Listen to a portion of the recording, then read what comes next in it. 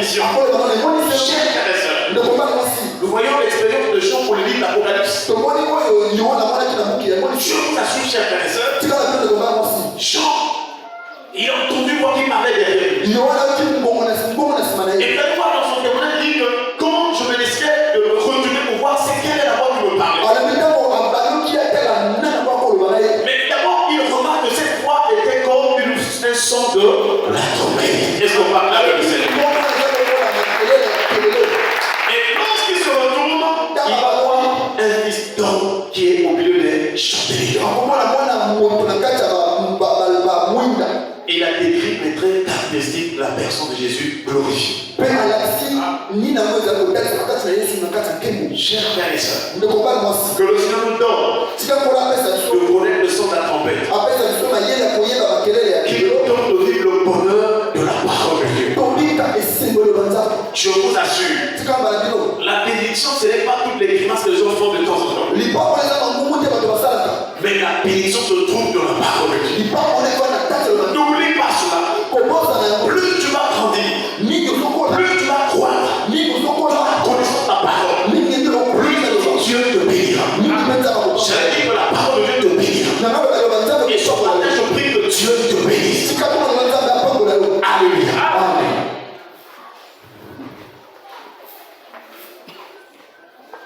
Que signifie donc le son de la trompette? Le son de la trompette dans la Bible représente l'image de la présence glorieuse de Dieu. Un jour, Israël a dit à Moïse, pourquoi c'est vraiment toi qui nous parles? Tu vas chez Dieu, tu reviens au nom, tu as dit nous aussi, on veut nous-mêmes écouter Dieu.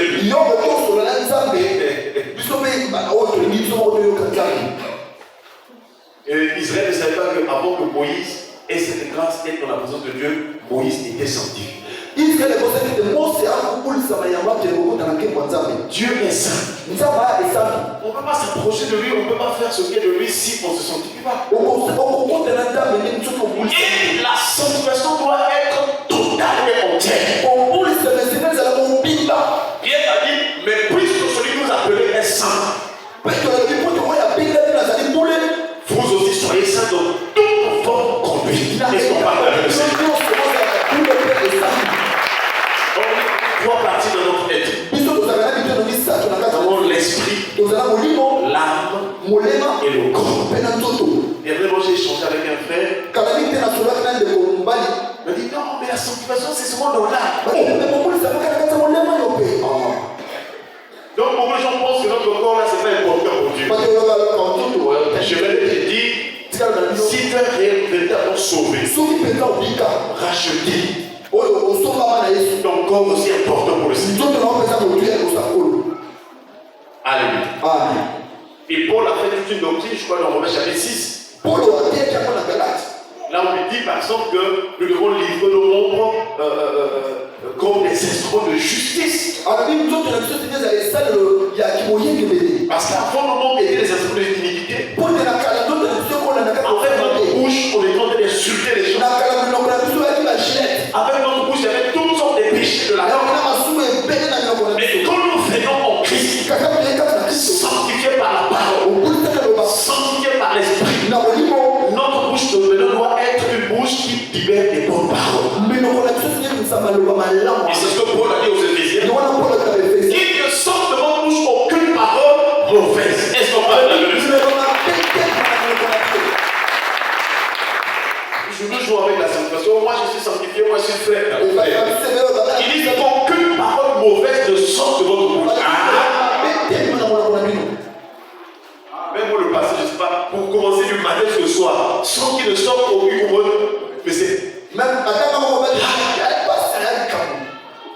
Si tu comptes le nombre de paroles mauvaises qui sortent là.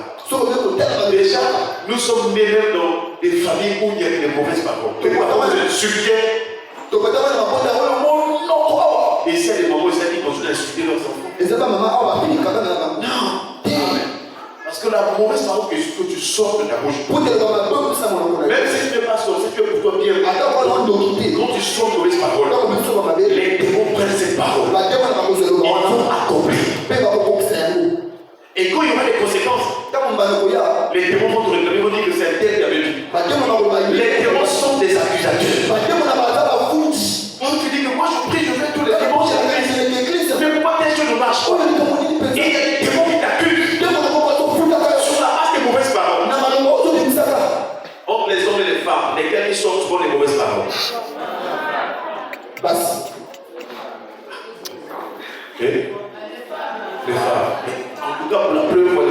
accepté, on acclame le Seigneur.